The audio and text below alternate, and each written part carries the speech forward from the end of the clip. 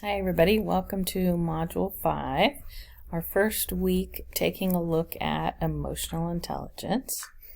I was part of a master's program, or I helped create a master's program in organizational leadership and organizational change, and our focus was really on the importance of emotional intelligence as the basis for all effective leadership, and I would say that emotional intelligence is the base of leading inclusively as well. So you're going to be getting to take a look at Daniel Goleman's Working with Emotional Intelligence.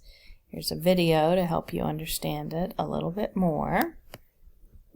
And so part of emotional intelligence, the first step, is self-awareness, which is what we are focusing on in this entire class. So the first assignment is a discussion board examining the impact of emotional intelligence. So first, just read about it and start to learn about it and describe, reflect on leaders or managers you have worked with in your life. And you can use a really good one or a really bad one. Describe a specific interaction, then evaluate the leader on the 4 categories. So are they self-aware? Were they able to manage their emotions? Are they aware of others' emotions? Do they have empathy? And do they create effective relationships? What was the impact of the leader's level of EI on you? And what have you learned that you can use in your own interactions with other individuals? The written assignment for this week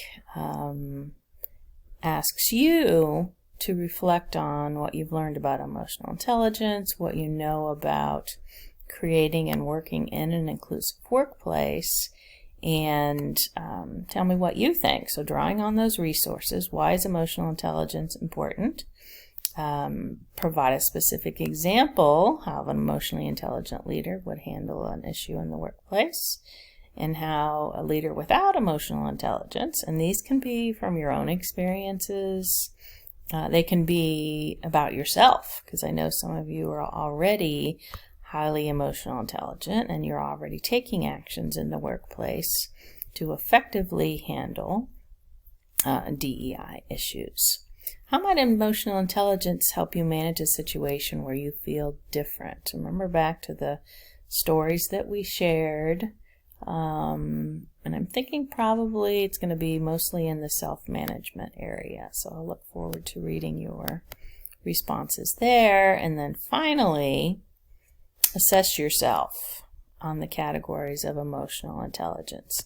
So there is a 360 feedback survey on emotional intelligence that I've used in the past, where you assess yourself, but you also get feedback from a group of others.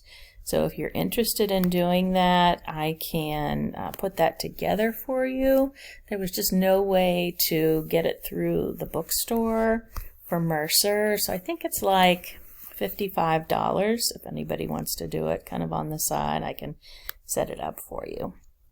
But I'm not asking you all to do that assessment. This is going to be just the self-assessment.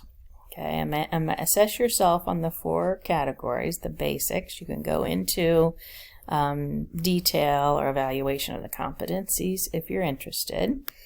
And then try to find some other people in your life and ask them to assess you on the categories. So first, you're going to have to be able to know the categories well enough to explain them to somebody else, and then ask for your feedback. And then compare what other people told you with how you rated yourself. So there we go. That's Module 5. Let me know if you have any questions, and have a great week.